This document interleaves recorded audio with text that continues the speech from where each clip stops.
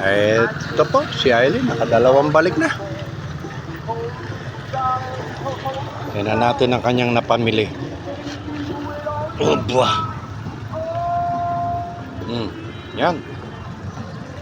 Yan pa. Puto-puto. Ulo. Isda. Alright. Okay, meron naman akong barako kape dito.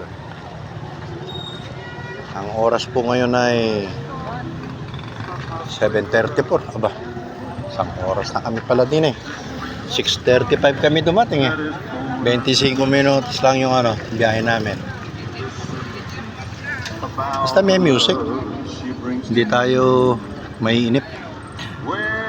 Siguro dalawang balik pa si Darling. Alright, mamaya naman po ulit. Hi.